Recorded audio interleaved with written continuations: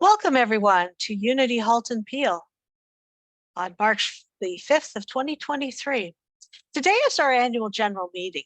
And so it being the month of March, it's perfect that our faculty for the month is wisdom. And in the context of the two, I'm going to be talking about taking that next best step.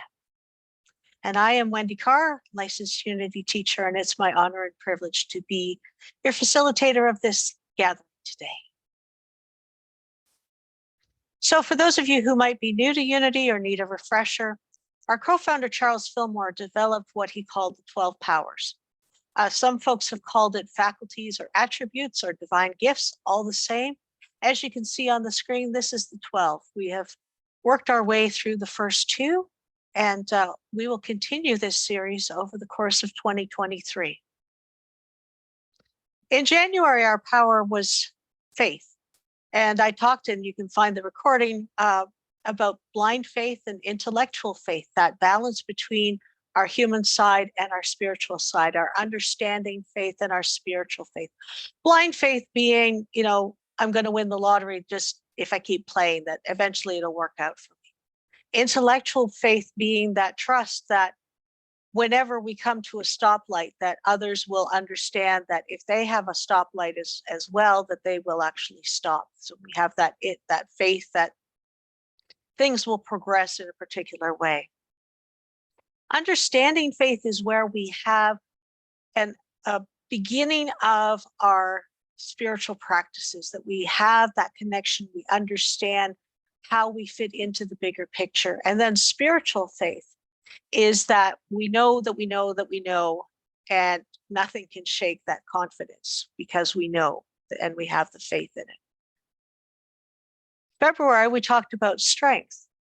And as you can see, our pillars of our building that we're going to create this year, the foundation is made up of the faith, and then our pillars are physical strength, intellectual strength, spiritual strength, and emotional strength. There are other ones. I picked 4 of the basic ones just because it made for a nice graphic. Strength is in the small of your back. Anyone who has lifted something incorrectly will know that's where you feel it first. So this month is wisdom. And wisdom is also called discernment or judgment, not in the sense of yay or nay, but in terms of, not guilty or guilty, but in terms of figuring out what is my best next step. So from a booklet I've been using for this series, wisdom is intuitive knowing. It is our ability to know how to use the truth we discern. Wisdom is allowing the voice of spirit within to direct our lives. As you might have guessed, its color is yellow and it's in the pit of the stomach. And I find that very helpful. When I first came into Unity, I quickly learned that if I ignored that feeling in the pit of my stomach, that I probably was going to have to pay some consequences for doing something that was undesirable for me. And I have learned to check in with that part of myself, to check into that physical part of my body, because I recognize that I am part of one. I am human, I am spiritual, I am on that, like a coin, on that edge where I wobble one way or the other, but my goal is to stay in balance. And using my body to tell me things has been very helpful for me. So let's talk a bit about wisdom. I love that the picture here of the gentleman has his hands in a prayer position, which is the image I use for the coin. So we have intellectual wisdom, your academic smarts, your spiritual wisdom, which we're going to talk about. So we have those two, and they build up the wall. They don't necessarily have to be at the bottom. They can be throughout. I've just put this here to just kind of help create the imaging. From our co-founder, Charles Fillmore in Keep a True Lent, our most important study is our own mind. Not only the intellectual mind, but the spiritual mind. My first mentor in the Unity movement was a lady named Mildred Kennedy. She was a licensed Unity teacher. She had been around forever, it seemed. And I remember her, she was shorter than I am, not by much, but a little bit short. She'd look up at me and she would say to me, she'd wag a finger at me and say, "You're intellectualizing your spirituality again." And it took me some time to get out of my intellectual mind and into my spiritual mind. And that's why I'm so grateful for these 12 powers, because that was what helped me get into not just my spiritual mind, but also into recognizing when my body was giving me a spiritual message. So I've been using this booklet from 2010 called Discover Your God-Given Potential, 12 Spiritual Abilities to Change Your Life. It's based on an earlier work, but I really love that it gives us a breakdown. And as I've said before, and will continue to say, it's not like steps going up and higher and higher. It's more like a wiggle. And you might even call it a cha-cha. 1 step forward, 2 steps back, 1 step forward, 2 steps back, 2 steps forward, 1 step back. That you have this ability to recognize. Because as I read through, I see, oh, today I'm at number fill in the blank. And yesterday I was at number whatever.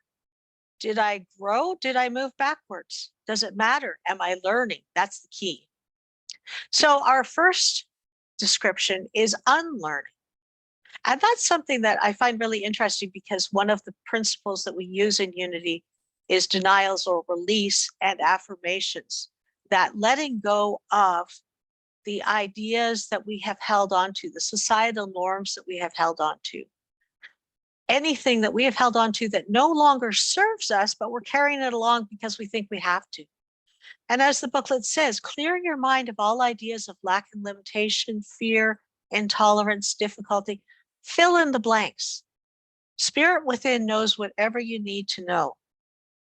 Retrain your thinking and move into spiritual intuition, the immediate receiving of whatever knowledge you need at the time.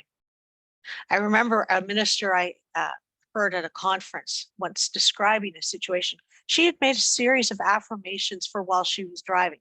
She lived in California, and I gather driving there can be kind of scary. And the end of her affirmation was obeying the rules of the road. And one day she was driving at the speed limit, and suddenly she felt herself speed up. And in that moment, the pickup truck ahead of her lost its load. Had she not sped up a little bit, she would have had the stuff come through her windshield instead of going over the roof and gently on behind her. So for her, unlearning was letting go of the societal norm that she needed to be obeying the speed limit at all times, that there was this non-negotiable what she had to do, understanding that she could let go of that, perhaps just for that single moment, but being willing to move into that space of unlearning and letting go of things that no longer serve. So if we have unlearned, that's created space in our brains. That's created space in our hearts. And so it's important to replace the old concepts with new spiritual truths and principles.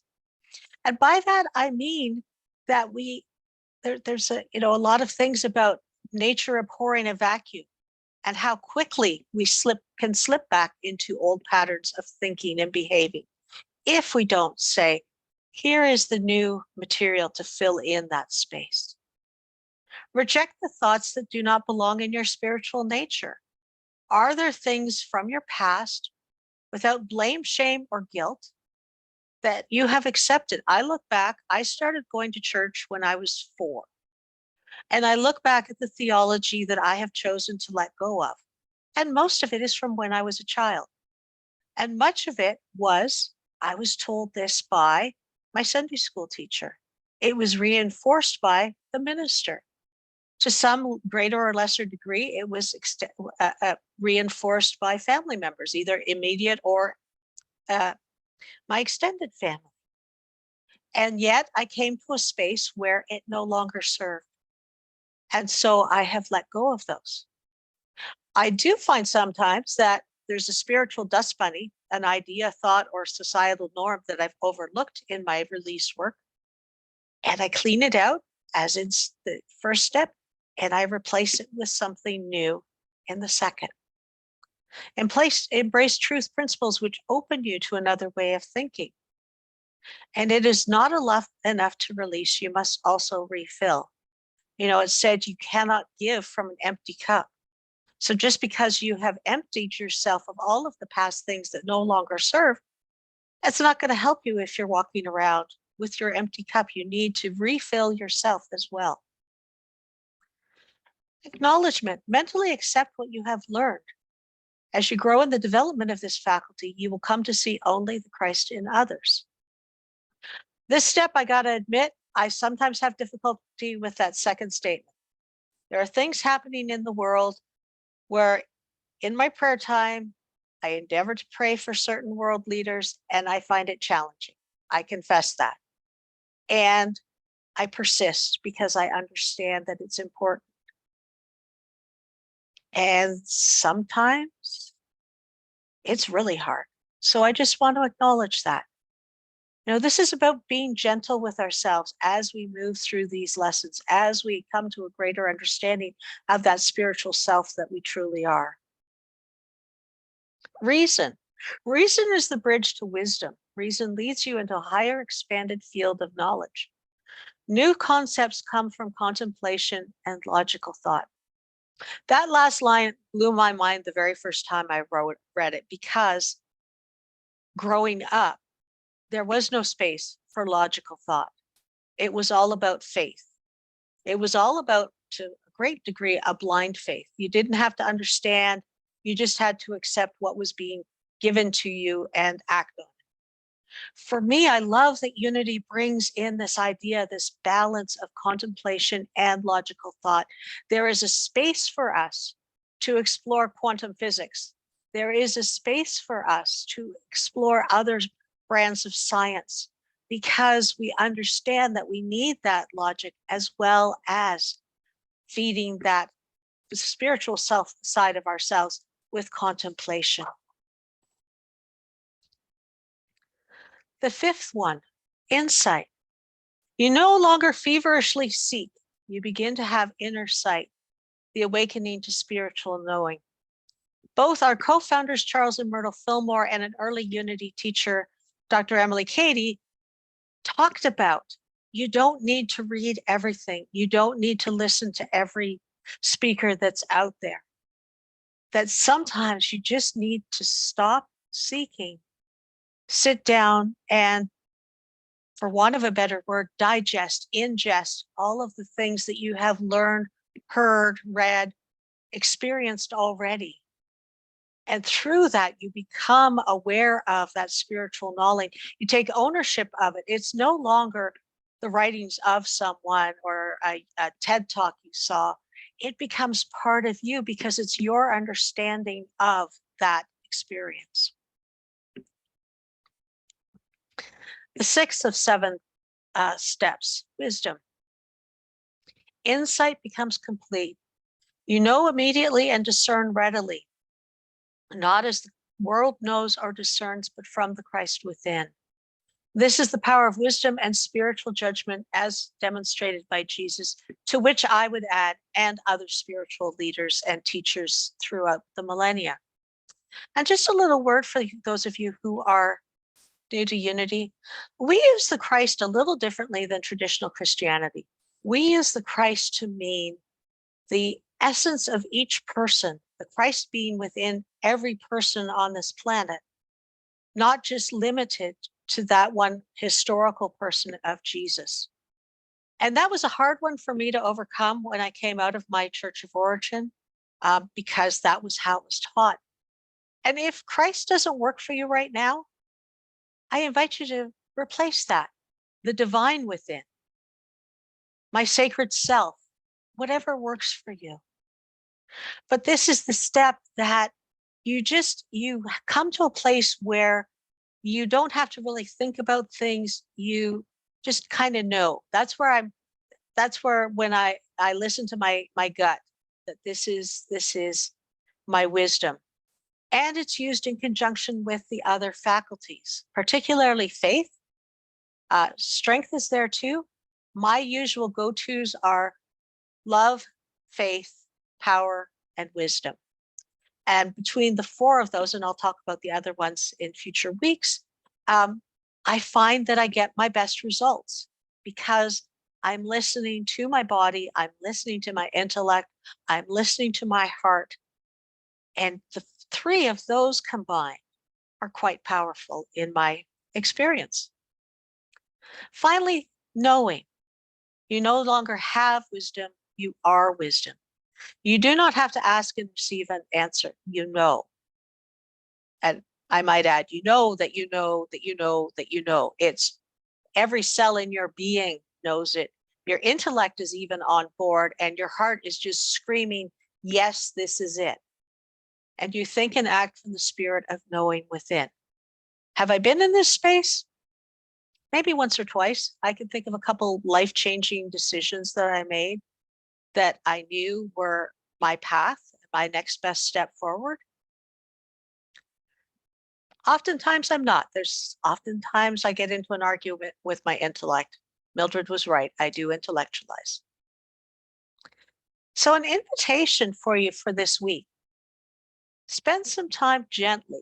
Please be gentle with yourselves. Becoming aware. Do you follow outer wisdom or the still small voice within? No judgment, blame, or shame, just observing. And I invite you, if you're someone who journals, to journal your reflections. I have found this very useful to identify spaces where I've got caught up in outer things that may or may not be mine to do. Oftentimes it's not mine to do. Mine is to do something else that supports that. And I've worked through it.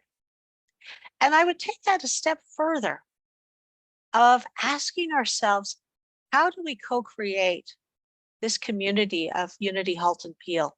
We'll be discussing that in part during our annual general meeting today.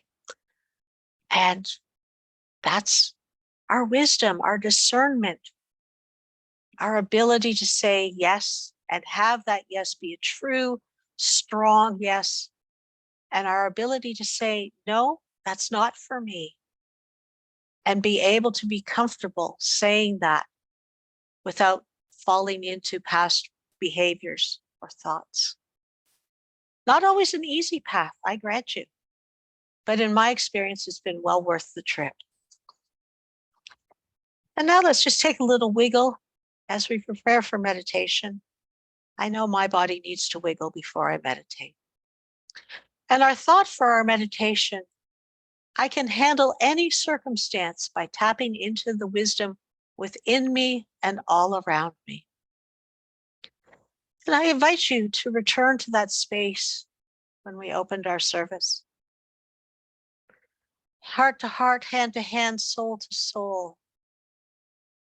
Giving ourselves permission to be in this now moment for a few moments of meditation and prayer. Bringing into our bodies a yellow light coming to our gut, highlighting that ability to discern, to make good judgments, to make right judgments, to act on our inner wisdom, and just allowing ourselves to breathe that in.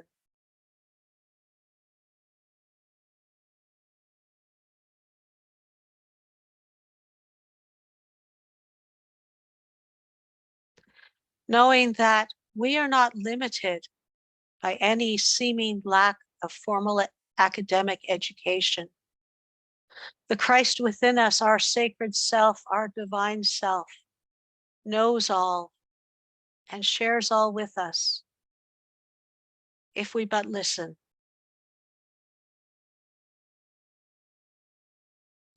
And in this awareness, we just take a few moments to review our lives where we have made incredible choices that have brought us to this place, to this exact moment in time.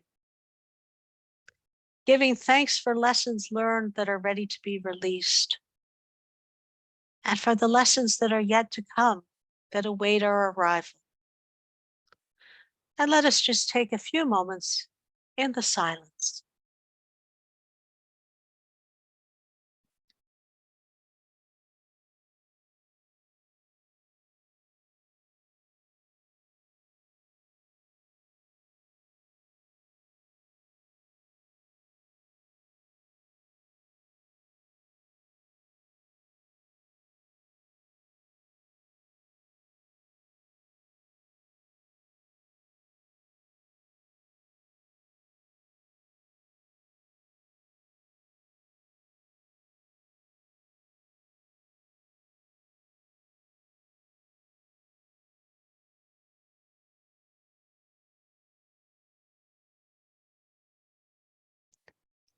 And as we come back into this space, into this call, we are so grateful that we are not limited by human experience, that we have the capacity to draw on that of us which is eternal, universal, and filled to overflowing with all of the 12 faculties.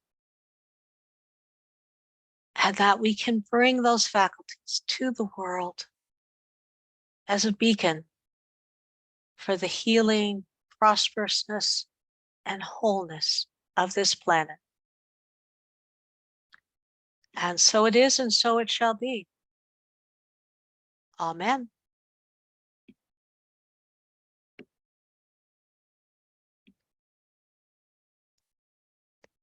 And as always, our Unity prayer chaplains and prayer team are available for confidential prayer support.